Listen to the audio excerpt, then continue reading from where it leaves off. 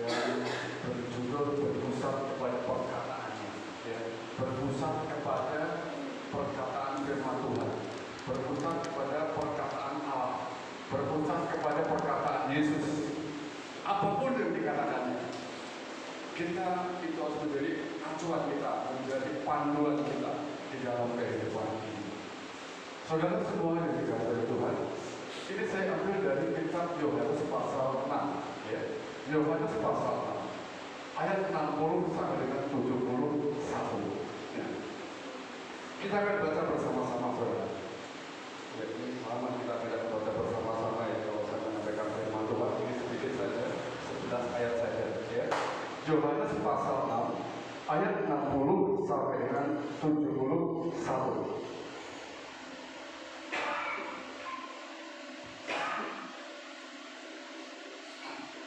Sudah ketemu semuanya? Ya, semuanya. Ayo kita pakai berdiri, saudara. Semua semangat. Ya, mari kita mulai berdiri. Yohanes pasal 6 ayat 60 sampai dengan 71. Saya akan awal dari ayat 60, kemudian berganti. Sesudah mendengar semuanya itu, banyak dari murid-murid Yesus yang berkata, perkataan ini keras, siapakah yang sanggup mendengarkannya? 2, 3. Yesus yang di dalam hatinya tahu bahwa murid-muridnya sungguh-sungguh tentang Tuhan. Berkata pada mereka, adakah perkataan itu menggoncangkan imanmu? Dan bagaimanakah jikalau kamu melihat anak manusia naik ke tempat di mana dia sebelumnya berada? 2, 3. Rohlah yang berdiri itu, daging sama sekali tidak berguna. Perkataan-perkataan yang dikatakan padamu adalah roh yang hidup. Tetapi di antaramu ada yang tidak percaya. Sebab Yesus tahu dari semua siapa yang tidak percaya dan siapa yang akan menyalahkan dia. 2, 3. Lalu ia berkata, sebab itu Tuhan katakan kepadamu, tidak ada seorang pun dapat datang kepadaku kalau Bapa tidak memanggilnya kepadanya. Mulai dari waktu itu banyak murid-murid yang mengundurkan diri dan tidak lagi mengikut dia. 2, 3. Maka kata Yesus kepada ke-12 muridnya, apakah kamu tidak mau pergi juga? Jawab Simon Petrus kepadanya, Tuhan, kepada siapakah kami akan pergi? Perkataanmu itu adalah perkataan hidup yang kekal. 2, 3. Dan kami telah percaya dan tahu bahwa Engkau adalah yang setia. Jawab Yesus kepada mereka, bukankah aku sendiri yang telah memilih kamu yang 12 ini, namun seorang di antaramu adalah iblis. 2, 3. Yang dimaksudnya ialah Yudas, anak Simon Iskariot, sebab ia yang akan menyerahkan Yesus. Dia seorang di antara 12 murid itu. Amin. Selamat itu saudara, terima kasih. Mungkin Bapak Ibu Saudara ada bayangan, ya. Ini tentang situasi apa? Ya. Yesus berbicara tentang apa? Apa itu dari berkata subuh? Saya ada sering menyampaikan, saudara, banyak orang ketika berbicara berkata-kata perkataan, banyak orang seperti ini. Banyak orang yang jatuh bukan karena tersandung batu yang kesal, betul ya? Tetapi karena mereka tersandung oleh perkataannya sendiri. Ya, ya. Orang yang ngomong bisa membuat dirinya jatuh. Bukan dia jatuh karena tersandung batu atau apa, enggak. Dia masuk lubang, dia terjatuh, bahkan tidak bangun karena perkataan dia sendiri, apa yang dia ucapkan. Banyak tokoh dunia ini, saudara, bahkan di Indonesia akhir-akhir ini banyak orang yang pasca pemilu mereka saling laporkan karena apa? Dianggap perkataan yang tidak benar. Ada undang-undang IT, kalau mereka memposting hal-hal yang tidak benar, mereka laporkan. Artinya apa, saudara? Dari perkataan itu dulu menjerumuskan daripada orang tersebut. Ahok pernah 2 tahun masuk penjara gara-gara perkataan. Apakah pada waktu itu dia berbuat membunuh orang? Tidak. Karena dari dirinya sendiri, dari perkataannya dia sendiri, Ahok jatuh selama 2 tahun dia di penjara. Saudara semua dalam Tuhan. Menurut semuanya. Baik itu seperti apa? Ya, baiknya seperti apa? Saya pernah menyampaikan begini saudara. Baik itu perkataan yang benar atau perkataan yang enak didengar. Ya, perkataan yang benar atau perkataan yang enak didengar. Bagaimana saudara? Ya. Saudara seperti kata Tuhan. Saya pernah menyampaikan ungkapan ini, banyak orang menertawakan saya. Saya mengatakan begini saudara. Biasakanlah mendengar perkataan yang benar. Ya, biasakanlah mendengar perkataan yang benar, bukan perkataan yang enak didengar. Tapi orang bertertawakan. Ya saya nggak apa-apa aja sebenarnya. Kalau berbeda dengan saya, berbeda dengan kata-kata saya itu nggak masalah. Yang penting kita nggak bermusuhan kan sebenarnya. Ya, biasakanlah mendengar perkataan yang benar, bukan mendengar perkataan yang enak didengar. Mengapa?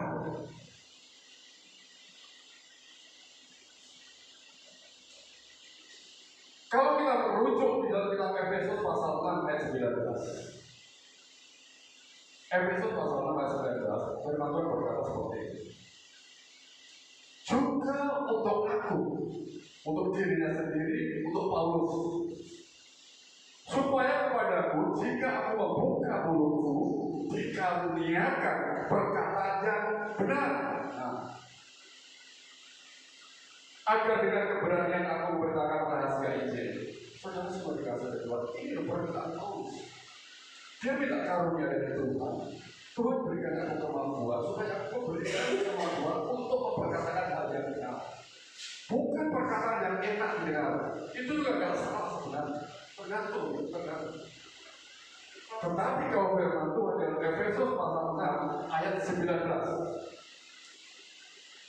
Jika aku membuka mulutku, dikaruniakan perkataan yang benar, agar dengan keberanian aku memberitakan rahasia Injil. Saudara semua ya Tuhan. Kalau memberitakan Injil tidak dengan benar, itu malah akan menyesatkan. Apalagi sumbernya tidak benar, kemudian menafsirkannya juga dengan tidak benar, menyampaikan juga tidak benar, itu akan menyesatkan. Makanya Paulus minta kepada Tuhan, karuniakan kepadaku, berikan kepadaku untuk memperkatakan perkataan yang benar. Saudara semua, perkataan yang benar memang kadang-kadang menyakitkan. Mana menyakitkan? Ya. Perkataan yang benar terkadang tidak enak didengar, betul ya? Perkataan yang benar kadang tidak enak didengar. Kamu itu dasar misalnya pencopet, dia tersinggung pada yang copet benar. Perkataan yang benar terkadang tidak enak didengar, tetapi itu baik untuk diri kita. Itu bagus untuk diri kita. Kayaknya memang menyakitkan ini. Ini bisa melukai hati. Orang bisa tersinggung, orang bisa marah, bahkan bisa mungkin bertahun-tahun, bahkan selama hidup mereka akan menimbulkan. Saudara semua dikasih Tuhan. Tetapi perkataan yang tidak enak didengar, perkataan yang kayaknya manis, perkataan yang kayaknya begitu, sayang sekali, itu juga bisa tidak benar. Justru itu tidak baik bagi kita. Cuma apa yang terjadi? Perkataan ini enak ini. Kalau ada suami berbohong, kemudian menyenangkan hati, kalau memang suami berbohong menyenangkan hatimu, kira-kira nanti ke depannya, kalau ketahuan enak atau tidak dari seorang istri. Ya. Demikian juga sebaliknya. Tidak. Kalau ada seorang teman, ya kamu itu bagus, cakep, cantik, tapi ujung-ujungnya, aku bohong. Nah, saudara, enak. Nah, seperti itu ya. Ini yang terjadi, saudara. Perkara yang enak didengar, perkara juga belum tentu benar, dan juga baik untuk kita. Ya. Bukan berarti tidak ada perkataan yang benar, kemudian juga enak didengar, bukan berarti tidak ada banyak. Bukan berarti ada perkataan yang tidak benar, yang tidak enak didengar. Itu bukan berarti ada yang benar juga, banyak dari demikian. Tapi ada kadang-kadang kita jumpai hal-hal yang demikian. Saudara semua yang berasal dari Tuhan, iblis itu kan berbohong pakai firman Tuhan untuk menipu, untuk menggoda Hawa. Dia pakai firman Tuhan, dia goda itu, dia bohong. Itu pohon itu nggak apa-apa kalau makan, buahnya nggak apa-apa. Nah, bohong ini kayaknya enak, itu manis itu enak, itu sedap. Nah, akhirnya tergoda kan, ujung-ujungnya apa? Diusir dengan dia dari kamar aja. Nah, enak didengar, saudara, kalau itu membiarkan. Kalau itu adalah menghancurkan diri kemudian hari. Saudara semua dikasih Tuhan. Nah, sebelum kita lebih jauh saudara membahas tentang Tuhan ini, saya sampaikan dulu tentang perkataan Yesus. Ya, tentang perkataan Yesus yang dianggap itu adalah perkataan yang sangat-sangat keras. Tetapi dari perkataan Yesus ini, itu ada dua orang yang berbeda. Dua kelompok murid yang berbeda menanggapi apa yang disampaikan, apa yang dikatakan oleh Yesus pada waktu itu.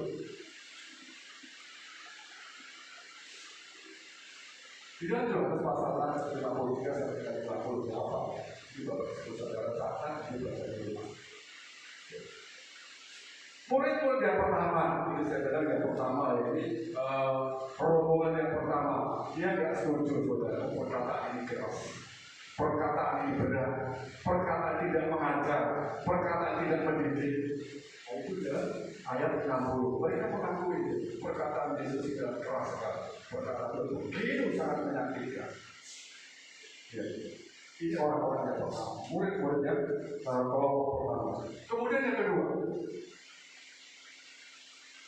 Tapi yang kedua ini adalah bahwa perkataan Yesus itu justru memberi hidup.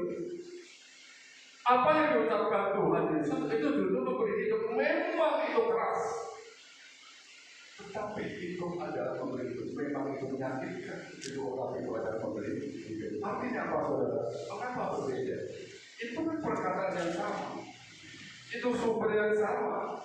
Ya, sumber yang sama. Ya, contohnya misalnya saya buat hari ini saudara. Saya yakin seyakin-yakinnya di antara kita semua, di antara beberapa orang yang datang ini, kita bisa berbeda di menyimpulkan apa yang saya sampaikan. Nah, bisa berbeda. Saya mungkin dengan istri saya pun, walaupun suami istri bisa berbeda. Kalau kita memandangnya dari sudut pandang yang berbeda, pasti beda. Seperti murid-murid Tuhan ini, yang satu dia menerima perkataan, yang satu tidak menerima. Mengapa bisa berbeda? Mengapa bisa berbeda? Karena sudut pandang orang berbeda. Dari sisi pandang mereka berbeda, tidak sama. Yang satu berdasarkan egonya, yang satu berdasarkan keinginannya. Oh, ini tidak sesuai dengan keinginanku ini. Ini tidak sesuai dengan kemauanku, ini tidak sesuai dengan harapanku. Dia berpikir seperti itu. Nanti apa? Diukur dengan dirinya sendiri, diukur dengan keinginannya, diukur dengan ego. Dia berpusat kepada dirinya. Yang kedua, orang yang terima karena mereka apa? Berpusat kepada Kristus. Ya, berpusat kepada Kristus.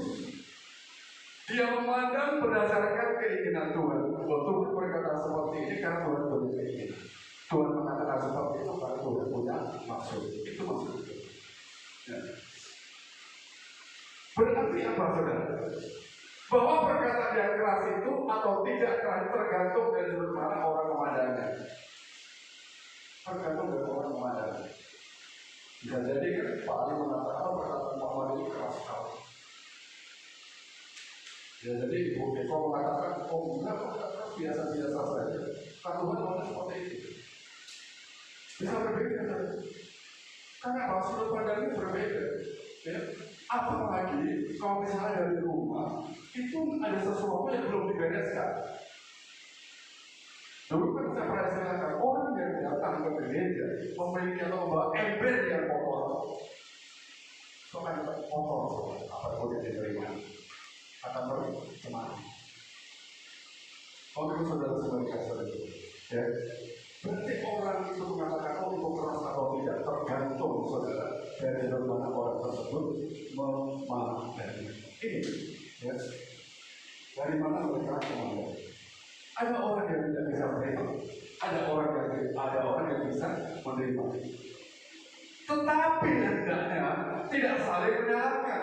Jangan karena bisa menerima sebuah perkataan kalau berkata, kamu kenapa nggak bisa menerima perkataan itu? Salah kamu itu. Nah ini yang tidak benar.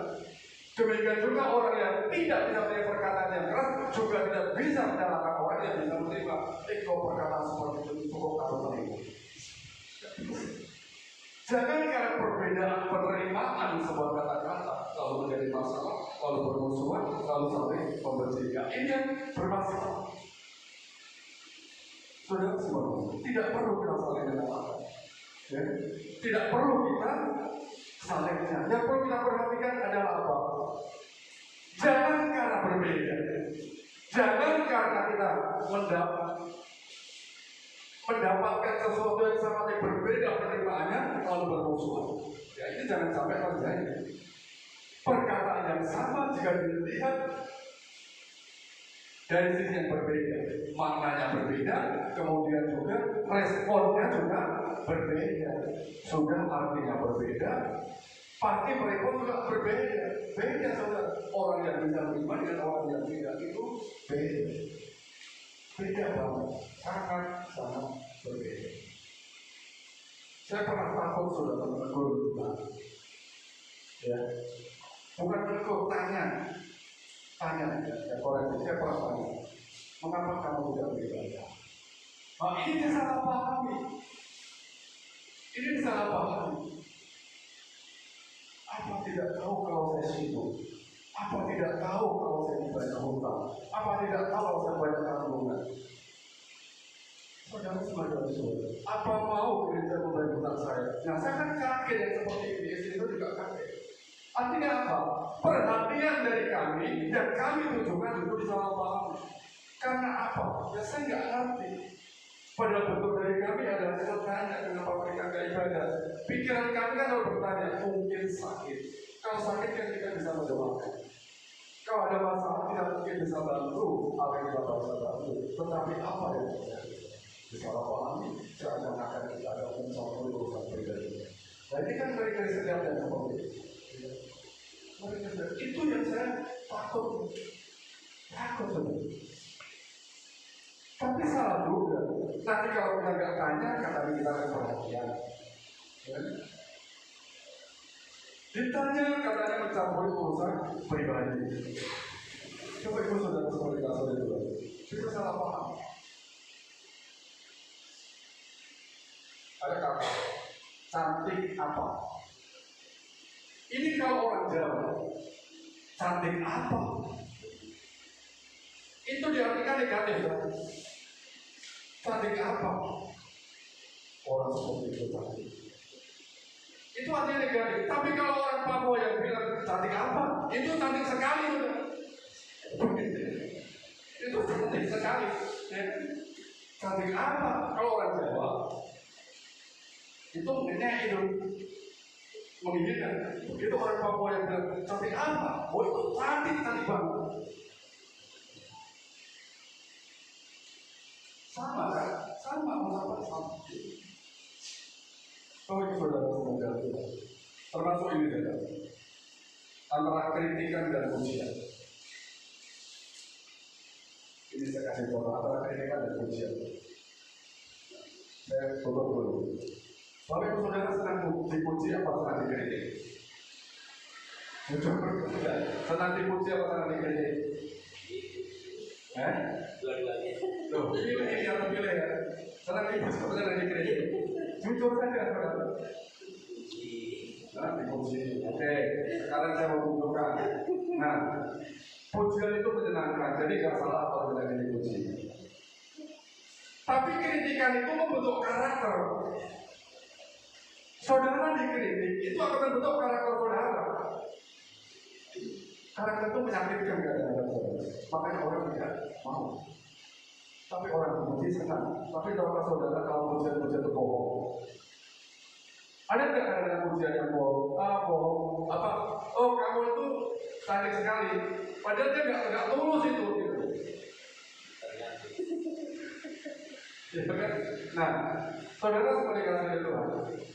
Pujian itu menyenangkan. Saya pun juga senang, saudara. Tapi yang jujur kalau puji ada ya.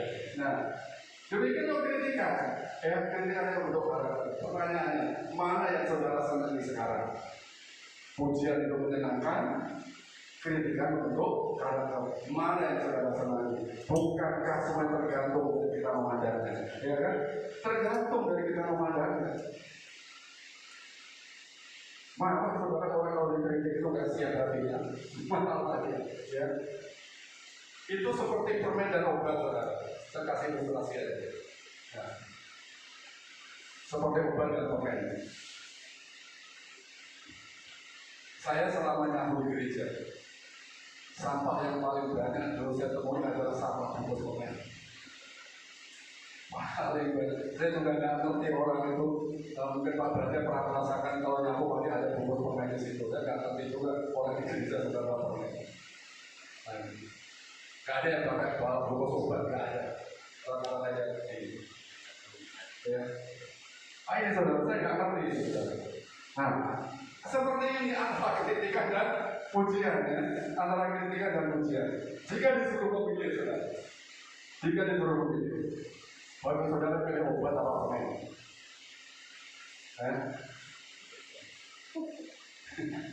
Jangan loh, hubungannya pilih obat apa permen, ya. Kan begitu. Ya. Saya yakin kebanyakan orang akan memilih permen, akan berkata obat saya tidak mau. Mengapa? Karena obat itu diperlukan pada saat kita sakit, ya kan? Kalau nggak sakit, ngapain kita perlu obat? Hanya diperlukan pada saat kita perlu sakit, supaya apa? Kita perlu obat segera sembuh. Kalau kita tidak sakit, nggak perlu kita, ya kan? Ini. Nah, tetapi masalahnya kan di sini, obat itu baik, tetapi memberikan kesembuhan. Ya kan? Obat itu nggak enak, tapi memberikan kesembuhan. Sebaliknya, tetapi permen itu manis. Tapi tahukah saudara sakit apa? Sakit gigi itu gara-gara permen. Jadi tadi yang membeli permen siap-siap sakit gigi. Ya, ya kan? Orang yang membeli obat saat sakit itu memberikan kesembuhan. Nah, tapi kalau mereka membeli permen, suatu saja akan sampai gigi. Makanya kalau kita bawa anak kecil dan sering-sering ya makan permen, supaya kamu nanti nggak sakit gigi. Kan begitu nasihat kita kepada anak itu. Kalau itu sudah semua dikasih begitu. Karena obat ini tidak seperti permen yang rasanya manis. Di mana orang bisa mengkonsumsinya makan setiap saat, tidak seperti obat dan hanya kita perlu saja. Jadi obat itu baik atau memberi proses kesembuhan dari penyakit permen itu manis, tapi mendatangkan penyakit. Ya. Ini yang terjadi, saudara. Orang biasanya habis makan permen. Ini ilustrasi ya, saya bukan mau jual permen. Orang biasanya habis makan permen, dia akan mencari obat untuk menyembuhkan sakit giginya. Cepat atau lambat dia akan cari obat untuk obat sakit gigi. Padahal itu manis yang dia cari tadi dan dia minum. Tetapi setelah dia minum obat, dia akan mencari permen kembali untuk menghilangkan rasa sakit, rasa pahit. Jadi ini nggak ada rasa, nggak ada putusnya. Sakit dia mencari permen, gara-gara permen sakit gigi dia mencari obat. Nah, kan ini mubeng saja terus, keliling saja terus. Nah, makanya kembali pilih obat apa pilih permen? Pilih kritikan apa pujian? Bapak Ibu Saudara semua diberkati oleh Tuhan.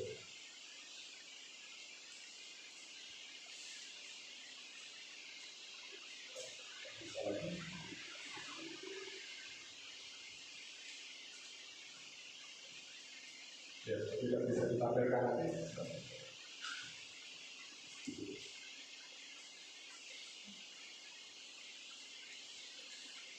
Baik, sampai dari sana.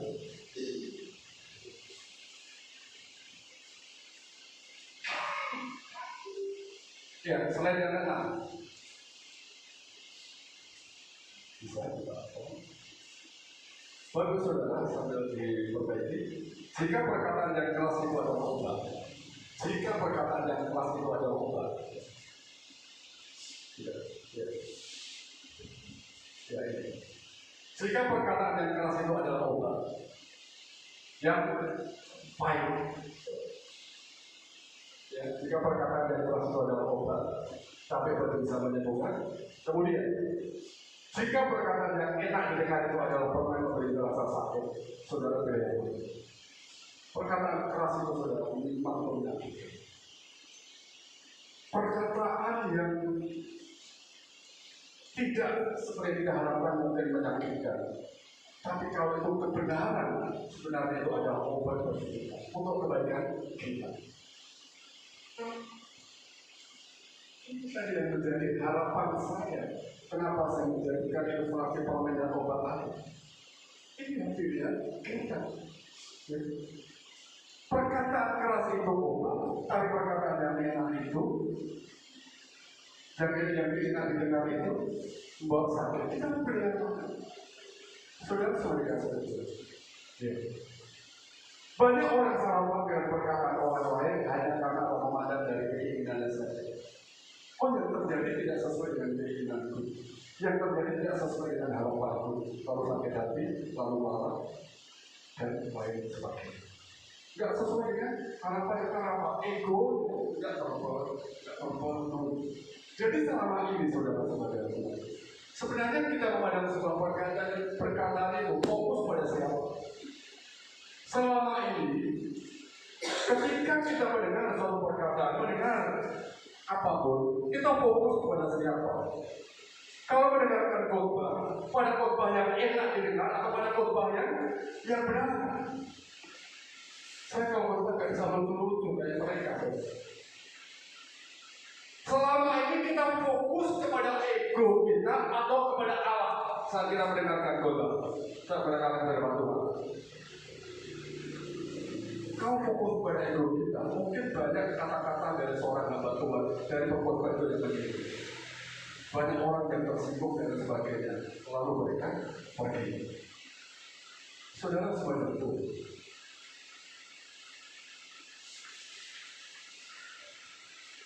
Kita fokus pada perkataan pengkhotbah yang benar atau pada yang enak didengar. Keinginan kita apa keinginan Allah. Jika orang beribadah tetapi ukuran pusatnya pada dirinya sendiri atau keinginannya, maka bukan hal mustahil jika orang tersebut pergi meninggalkan ibadah cepat atau lambat. Pada orang meninggalkan ibadah, kalau kita ikut ibadah secara tersinggung, kalau masih datang ibadah itu bagus, berarti mereka mau berubah. Kalau tersinggung sakit hati nggak datang lagi, itu nanti orang itu tidak mau sembuh, nggak akan boleh, tidak akan boleh. Yohanes 6 ayat 66 ya di sini. Ini murid-murid Yesus pada waktu itu, ya. Murid-murid Yesus pada waktu itu pergi meninggalkan Tuhan. Gara-gara apa? Perkataan Yesus saja keras. Mereka tinggalkan Tuhan, mereka tinggalkan teman-temannya, mereka tinggalkan persekutuan hanya gara-gara tersinggung perkataan Yesus. Jadi kalau sekarang banyak orang tersinggung oleh perkataan hamba Tuhan, oleh perkataan pendeta pengkhotbah, itu bukan hal yang baru. Murid Yesus zaman dahulu sudah tersinggung, sudah dialami. Karena apa mereka seperti itu? Fokusnya bukan kepada Tuhan, fokusnya pada keinginannya, fokusnya pada egonya.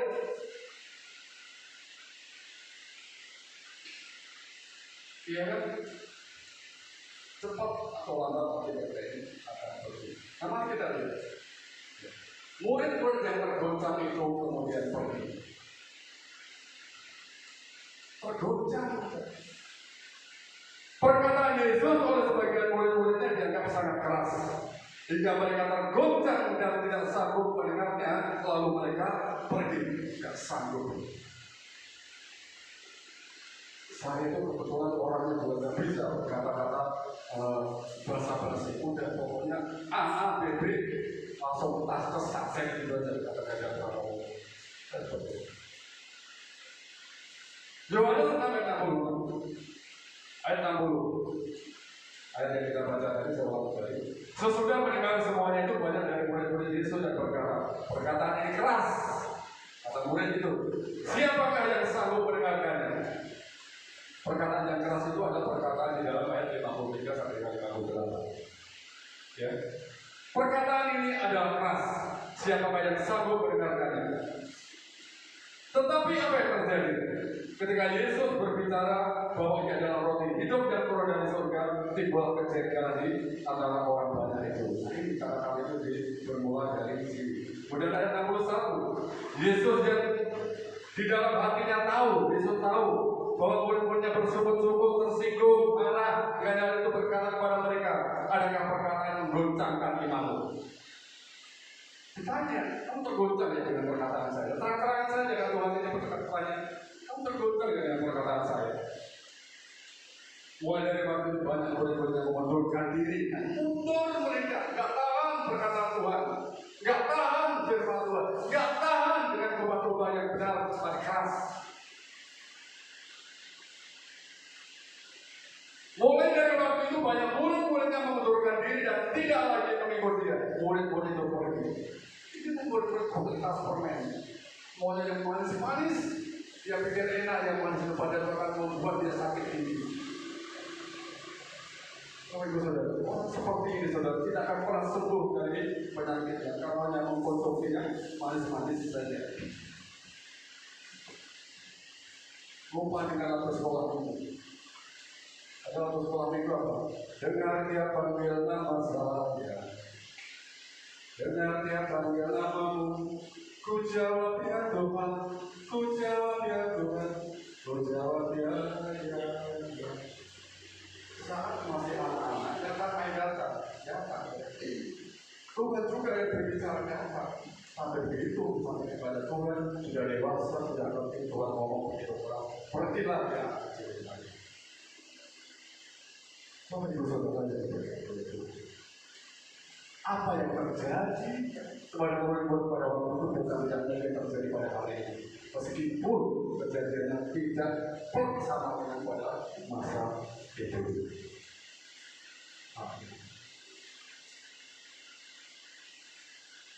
Ya, kembali. Mengapa mereka pergi? Karena mereka fokus pada beda sendiri, bukan bukan fokus pada Allah.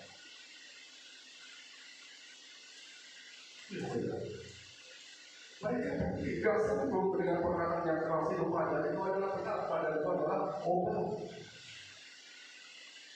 Sedangkan dia nggak ngerti kalau yang mengandung sebenarnya permainan ujung-ujungnya akan menyakitkan dia, sakit gigi. Bapak Ibu Saudara sekalian, ini ya terjadi pada waktu itu. Dan bisa jadi terjadi pada hari-hari ini.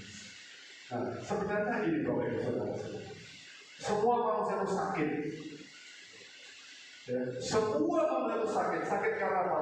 Karena dosa. Semua manusia itu bermasalah. Semua manusia tidak ada yang benar.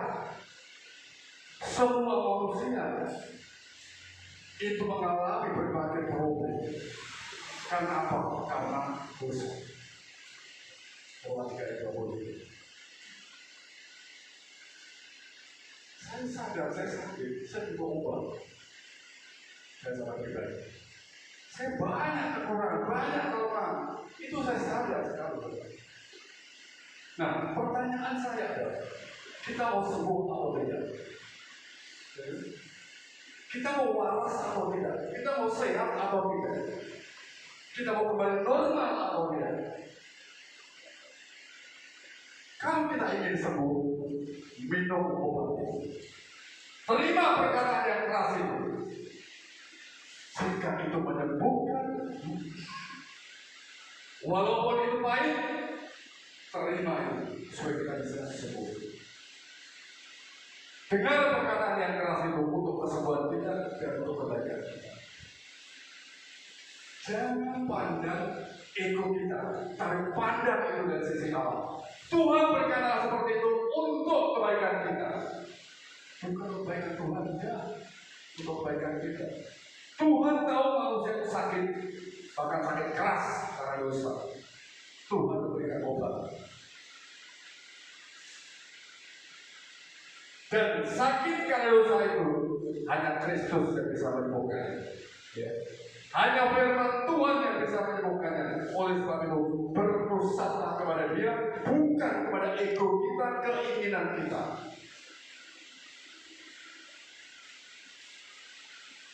Orang yang berpusat kepada Yesus, meskipun mendengarkan perkataan yang mengguncangkan saudara, dia tidak akan tergoncang. Mungkin dia tergoncang, tapi dia tidak terpengaruh sama sekali. Ya. Memang berkata menggoncangkan, dia pun tergoncang, tapi dia tidak terpengaruh sama sekali. Bapak Ibu Saudara semuanya, beberapa bulan yang lalu,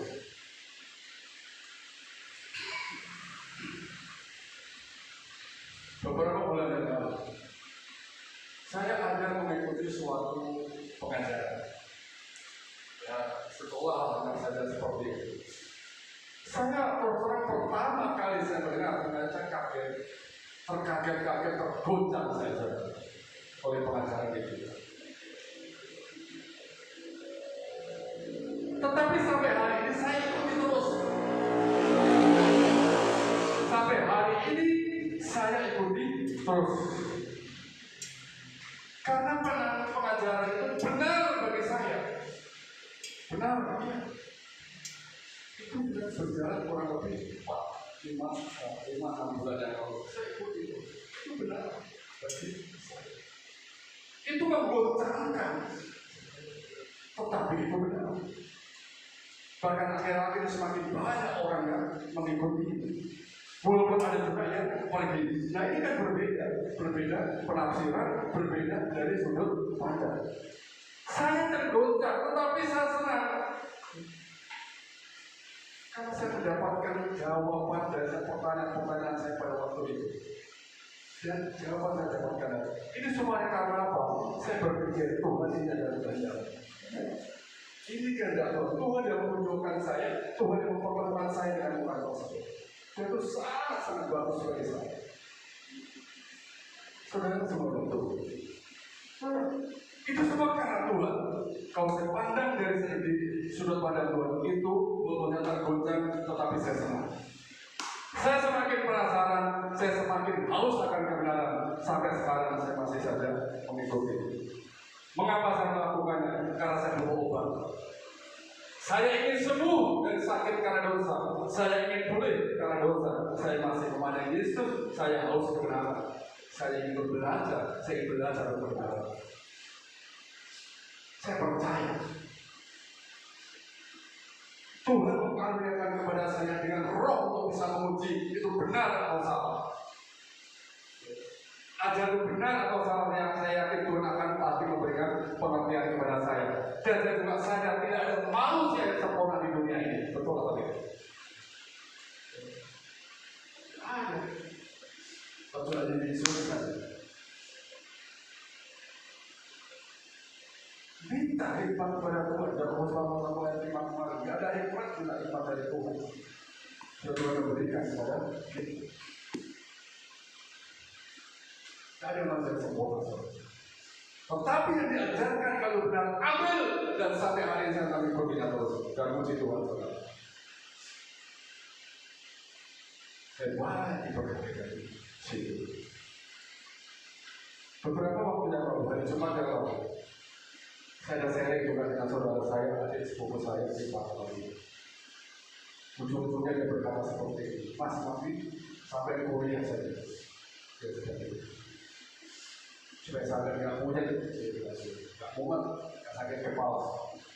Saya jawab, justru kalau kamu melakukan seperti itu, saya punya. Kenapa? Saya nggak ada duit, saya nggak ada uang, saya nggak ada biaya. Dia siap lagi. Saya akan bantu semampu saya. Ini peluang yang sangat baik. Mungkin saudara-saudari kasih, tapi saya tidak menanggapi, tapi saya ucapkan terima kasih saya. Dan segi usia saudara saya tidak terbentuk, tapi saya tahu dengan sebenarnya. Tetapi biaya mulai ini pada dikit. Kalau salah aku itu berapa? Kalau tadi Pak bagian cerita yang anaknya sekolah di Jawa, ya, dan tetangga saya biaya itu satu semester 16 juta, satu semester. Di mana mau 8 semester, nanti tambah lagi semester ke-9 sampai ke-10, satu semesternya 26 juta. Wah, besar. Nah, saudara saya ini mas sebantu saya akan saya bantu. Nah, sampai ketemu terima kasih. Inilah Bapak Ibu. Sekali lagi, orang yang memandang sesuatu berpusat kepada Yesus, meskipun perkataan yang mengguncangkan dirinya, dia tidak akan bergoncang. Dia tetap tergoncang, tetapi tidak tergoncang, tidak terpengaruh. Karena apa? Perkataan itu, contohnya Petrus. Perhatikan perkataan Petrus. Yohanes 6 ayat 67 sampai 69. Pada waktu itu Yesus bertanya, ya, silakan bagi saudara simak ayat Alkitab saudara terkenal. Pada waktu itu Yesus bertanya kepada kedua-belas muridnya yang tidak ikut pergi. Ya, jadi kepada yang sudah pergi sudahlah, mereka mau pergi memundurkan diri sudah urusan dia, itu keputusan dia. Tetapi yang masih ada dia bertanya. Kata Yesus kepada kedua-belas muridnya, ya, Yohanes 6 ayat 67. Apakah kamu tidak mau pergi juga? Dan ditanya itu, kamu gak pergi juga kan? Mengapa kamu gak pergi juga? Bukan Tuhan mengusir itu. Tidak. Dia hanya tanya, mengapa kamu gak pergi juga? Mengapa kamu gak pergi seperti mereka? Mengapa kamu gak ikut seperti mereka? Itu karena Tuhan Yesus. Kalaupun mereka pergi, bagi Tuhan gak ada masalah. Gak ada masalah. Tetapi yang mau apa dan Simon Petrus? Tuhan, kepada siapa kami akan pergi? Kepada siapa kami akan pergi? Perkataan boleh perkataan hidup yang benar. Perkataan itu baik. Perkataan itu adalah mengubahkan, memulihkan. Perkataan itu memang keras, saya akui Tuhan. Perkataan itu memang menyakitkan. Memang tersinggung, tapi itu baik. Kalau kamu jangan pergi. Nah, ini Petrus luar biasa. Bahwa itu saudara semua bantu. Dan kami juga percaya bahwa Engkau adalah yang kudus dari Allah. Engkau adalah urusan Allah. Engkau adalah Allah sendiri. Jadi perkataan meskipun baik itu adalah kebenaran.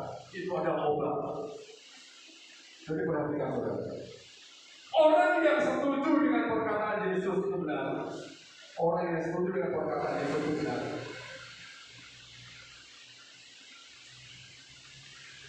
Mereka tidak pergi. Mereka tidak pergi. Oh iya yang dikatakan Yesus itu benar, aku tidak akan pergi. Oh iya yang dikatakan segala, oh iya adalah benar, aku tidak akan pergi. Maksudnya, oh iya yang dikatakan begitu, benar, aku akan pergi. Dan mereka tidak pergi. Memang tergoncang. Terpengaruh, tergoncang, tapi tidak terpengaruh. Penting yang tetap berhubungan. Mereka setuju dengan perkataan Yesus meskipun keras dan menyakiti hati. Yang kedua, mereka yang tidak setuju dengan perkataan Yesus, mereka tetap pergi. Gak cocok, mudah aku pergi saja ke tempat lain. Mengapa itu terjadi? Mengapa bisa seperti ini? Ya, mengapa?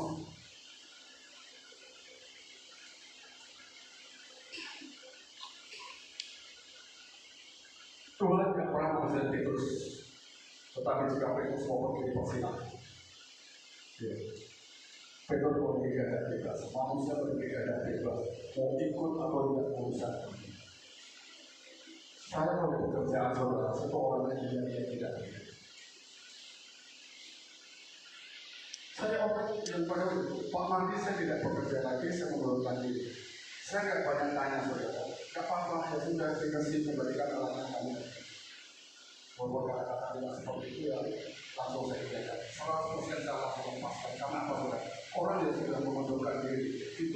berkurang daripada dipaksakan dia bekerja, kemudian malah amburadul, malah kantor dan sebagainya. Orang yang sudah menyatakan mengundurkan diri bagi saya sudah selesai.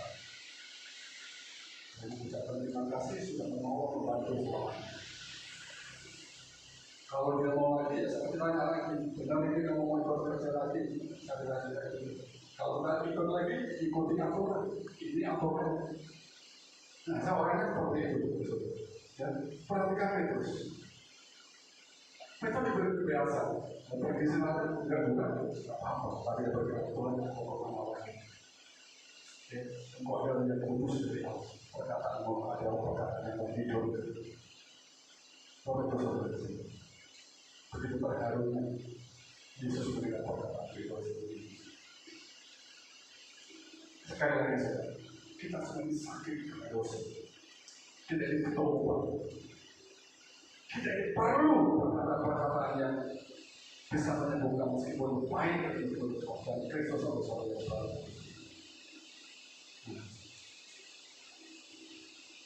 Kalau itu saudara-saudara, murid-murid yang tidak pergi, murid-murid yang tidak pergi, contohnya Petrus tadi, bukan mereka tidak terguncang dengan perkataan itu, tetap terguncang. Tetapi jika mereka tidak pergi adalah karena mereka tahu bahwa apa yang terjadi itu adalah kehendak Tuhan. Itu adalah untuk kebaikan diri. Dia terguncang, tetapi dia tidak pergi, tidak meninggalkan teman-temannya, tidak meninggalkan persekutuan. Dia tetap mengikut Tuhan karena dia tahu itu adalah kehendak Allah. Itu adalah kehendak daripada Allah. Itu perkataan yang baik. Itu untuk kebaikan dia. Itu sebabnya dia tidak pergi. Itu sebabnya orang yang dikritik itu bisa sakit. Tapi itu bisa membentuk karakter. Nah ini kalau kita pandang dari sisi yang positif. Roma 8 dan 28 apa dikatakan? Allah bekerja dalam segala perkara, segala situasi, segala keadaan, lewat kejadian dan perkara itu terjadi semua, terjadi semua. Tapi semuanya mendatangkan kebaikan bagi kita. Tapi bersama Tuhan, ya, selanjutnya. Hidup yang berpusat kepada Kristus itu seperti apa? Menyadari Yesus adalah sumber dari semua hal yang baik. Menyadari Yesus itu sumber dari semua hal yang baik. Meskipun itu kadang-kadang tidak baik, tapi kalau datangnya dari Yesus itu pasti baik. Hidup yang berpusat kepada Kristus itu seperti apa? Dia merespon perkataan Allah itu dengan iman dengan tepat. Orang yang merespon dengan iman, orang yang mengasihi Tuhan, dia akan melakukan firman Tuhan itu, dia akan mendengarkan firman Tuhan itu adalah untuk kehidupannya. Dan dia tidak berpikir bagaimana dunia melihat kita, dirinya, tetapi bagaimana Tuhan melihat kita. Jadi dia nggak peduli. Orang mau memuji saya atau tidak itu nggak peduli. Orang mau menghina saya atau tidak peduli yang tidak peduli. Nah itu orang yang berpusat kepada Kristus, dia nggak peduli lagi orang mau menilai apa. Ini bukan orang yang bisa enak-enaknya juga enggak. Artinya apa? Dia nggak akan pengaruh, goncangan apapun nggak akan pengaruh karena apa? Fokusnya kepada Tuhan, fokusnya kepada Allah, perkataan dia. Nah, Bapak saudara-saudara berkata itu. Jika kita berfokus kepada Kristus, artinya kita mengesampaikan ego kita mengesampaikan kemauan kita, tetapi kita mengutamakan Allah di dalam hidup. Segala sesuatu kita pandang dari sisi Allah. Seperti tanah liat, tanah liat yang tidak berbentuk, bisa membayangkan tanah liat yang tidak berbentuk. Tetapi ketika berada, kalau kita letakkan di atas roda yang berputar, kita taruh di tengah-tengahnya, di pusatnya, itu akan mudah dibentuk dan bahkan berjalan yang sangat indah. Orang-orang yang buat berjalan, dia itu akan membentuk seperti itu. Tapi kalau dia tidak diputar, akan terjadi. Dia taruh di pusatnya, diletakkan. Kalau kita mau bentuk mau jadi apa, mau jadi kunci atau mau jadi potongan dan sebagainya, akan menjadi sangat baik. Nah, kalau kita berpusat kepada Kristus, ini kan tanamnya berpusat kepada Kristus. Terserah Tuhan mau membentuk kita seperti apa, serahkan teman-teman itu akan menjadi teladan dari tangan Tuhan. Ya. Ini bagus saudara-saudara. Tapi kita lakukan diri kita di tangan Tuhan. Kita berpusat kepada Yesus, berpusat kepada Allah. Apapun yang terjadi dalam kehidupan kita akan menjadi Tuhan. Tuhan Yesus memberkati segala dari Tuhan. Karena emosi atau langsung dan kita berdoa. Bapak yang baik, kami mengucap syukur kepada Tuhan buat firman-Mu pada hari ini. Kiranya Engkau menyampaikan firman dalam hati dan pikiran kami, dan berikan kami hati yang bijaksana untuk mengenal firman-Mu dengan benar. Merespon dengan benar, kami memiliki makna yang benar sesuai dengan kehendak. Tuhan tidak berfokus kepada diri kami sendiri, keinginan diri kami sendiri, atau ego kami sendiri, tapi kami berpusat. Dan apa yang kami terima dari Tuhan, kami tahu dan kami sadar bagaimana kebaikan dalam kebaikan saya sendiri, kebaikan kami sendiri. Nah, kita bersyukur kepada Tuhan berfirman-Mu menjadi percaya dan selalu kritikan yang baik bagi kami supaya kami bisa berkah. Terima kasih Tuhan, tetap latarkan firman-Mu dalam hati dan pikiran kami. Dalam nama Yesus kita berdoa. Haleluya. Amin.